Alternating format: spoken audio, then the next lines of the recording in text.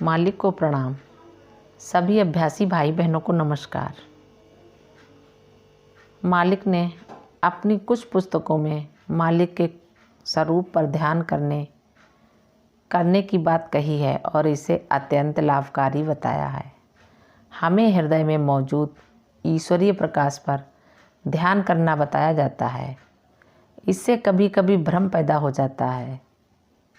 PR, जहाँ तक मुझे याद है, मालिक ने अपनी पुस्तकों में लिखा है कि स्वरूप पर ध्यान केवल उनके लिए था। बाद में अनेक जगह पर उन्होंने स्पष्ट किया है कि हमें निर्धारित अभ्यास ही करना चाहिए और निर्धारित अभ्यास है हृदय में ईश्वरीय प्रकाश पर ध्यान करना। बाद में उन्होंने ये भी स्पष्ट किया है कि अगर मालिक के प्रति हमारा लगाव इतना बढ़ जाए कि मालिक का स्वरूप खुद ब खुद हमारे हृदय में प्रकट होने लगे, तो वह समय मालिक के स्वरूप पर ध्यान करने का उचित समय है। उनका स्वरूप स्वाभाविक रूप से हृदय में प्रकट हुए बिना अगर हम उनके स्वरूप पर ध्यान शुरू कर देते हैं तो ये बनावटी होगा। इसका असली मतलब ये हुआ कि जब मालिक हमारे जीवन का आधार बन जाते हैं तब प्रकाश की जगह हमें वे दिखाई देने लगते हैं।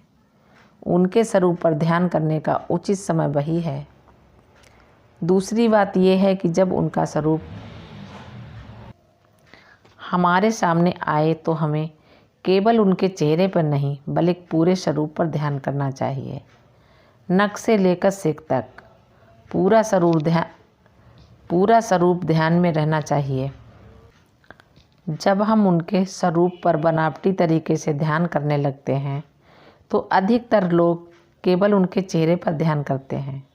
जहाँ तक बाबूजी का सवाल था, उनके लिए ऐसा करना संभव था क्योंकि पहली बार लाला जी को देखते ही उनके हृदय में उनके प्रति अटूट श्रद्धा उत्पन्न हो गई थी। इसलिए वे शुरू से ही अपने मालिक के स्वरूप पर ध्यान कर सके। ये बात हम सब पर लागू नहीं होती। एक बार मालिक से बातचीत के दौरान मुझे ज्ञात हुआ कि एक तीसरी अवस्था है जिसमें हृदय से स्वरूप भी अंतर्ध्यान हो जाता है। मेरे ख्याल से तब हम ऐसी अवस्था पर पहुंच जाते हैं जिसे मालिक ने चमक रहित प्रकाश की अवस्था कहा है। इस तरह पहली अवस्था है हृदय में ईश्वरीय प्रकाश की अवस्था। इसमें लोगों को कभी कभी चमकीला प्रकाश दिखाई देता है। जैसे जैसे हम आगे बढ़ते हैं प्रकाश लगभग लुप्त हो जाता है, बस उसका विचार मात्र बाकी रह जाता है। तो प्रथम अवस्था का स्थूल प्रकाश मानो परिष्कृत होकर सूक्ष्म प्रकाश में बदल जाता है। फिर श्रद्धा के कारण मालिक हमारे हृदय में विराजमान हो जाते हैं। सब तो नहीं पर ज़्यादातर अभ्यासी यही रुके रह जाते हैं। मेरा मतलब है कि हृदय में मालिक का विचार, उनकी उपस्थिति निरंतर बनी रहती है। तीसरी अवस्था में स्वरूप भी अंतर्ध्यान हो जाता है और हृदय में कुछ नहीं बचता, न प्रकाश न स्वरूप, कुछ भी नहीं। मेरे ख्याल से ये ऐसी अवस्था है जो बड़ी मुश्किल से किसी किसी को ही नसीब होती है। ये बहुत मुश्किल भी होती है चूँकि शून्य या शून्यता पर ध्यान करना लगभग असंभव है। दूसरी कठिनाई ये है कि हम भावनात्मक रूप से मालिक के स्वरूप के साथ जुड़ जाते हैं और उसे छोड़ना नहीं चाहते। मुझे लगता है तीसरी अवस्था तभी संभव होती है जब हम मालिक के स्वरूप से प्यार किए बिना उन्हें प्यार कर पाते हैं।